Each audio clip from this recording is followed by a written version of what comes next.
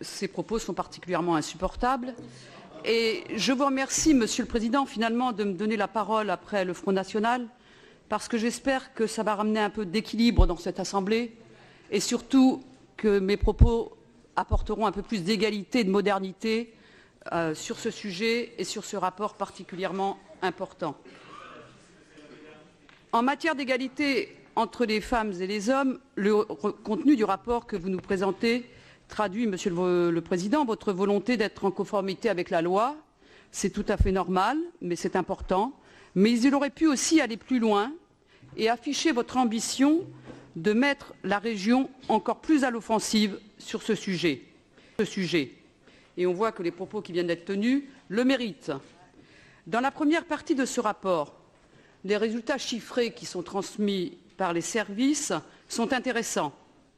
Ils démontrent notamment que vous avez pu prolonger les politiques des majorités précédentes. Mais vous avez aussi poursuivi la féminisation, y compris dans les postes à responsabilité. Nous sommes sensibles à ces efforts et au-delà, nous veillerons à ce que les écarts de rémunération qui persistent puissent reculer. Par ailleurs, certaines revendications des organisations syndicales, notamment dans le domaine de la déprécarisation, ont été entendues. Nous nous en félicitons et nous souhaitons que vous puissiez accélérer ce mouvement dans les prochains mois. Néanmoins, sauf erreur de ma part, un élément chiffré important est absent de ce bilan. Si j'ai bonne mémoire, avant même votre élection, Monsieur le Président, vous aviez déclaré vouloir supprimer, à l'échelle de notre Normandie et de la collectivité, 500 fonctionnaires. Cette politique, initiée par le gouvernement précédent de réduction des effectifs et qu'Emmanuel Macron poursuit avec zèle, est désastreuse pour les services publics et la qualité des missions des agents des collectivités. Êtes-vous toujours dans cette logique? Où en sommes-nous de l'évolution des effectifs? Quelles sont les catégories visées? Combien de femmes sont concernées par votre plan s'il est toujours d'actualité?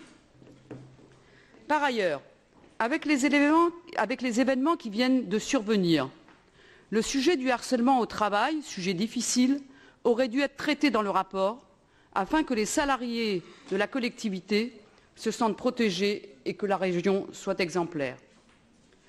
Dans la deuxième partie de ce rapport, celui-ci dresse un panorama des politiques publiques de la région qui doivent favoriser réellement cette égalité femmes-hommes sur l'ensemble du territoire. La région est partenaire de nombreux acteurs institutionnels, privés ou associatifs, dont acte, et c'est important. Mais la collectivité pourrait être plus ambitieuse et faire le choix d'être chef de file sur des initiatives d'ampleur dans le domaine. Notre collectivité joue un rôle majeur dans le domaine économique, éducatif, dans celui de l'apprentissage ou de l'enseignement supérieur. Elle devrait s'en saisir et impulser des campagnes et des actions pour faire évoluer les mentalités et les pratiques. Ces interventions concerneraient alors des milliers de jeunes et s'inscriraient dans une démarche de prévention, dans une démarche de santé, de citoyenneté et de civisme. Comment mieux accompagner le planning familial, les acteurs de la santé pour faire respecter le droit à la contraception et à l'IVG? Quel soutien propose la région aux étudiantes en difficulté financière afin d'éviter que la prostitution devienne la réponse pour certaines jeunes filles? Si la région peut compter sur l'engagement des clubs et des associations pour favoriser l'accès et la mixité dans le domaine culturel et sportif, quel soutien apporte-t-elle aux associations féministes en grande difficulté?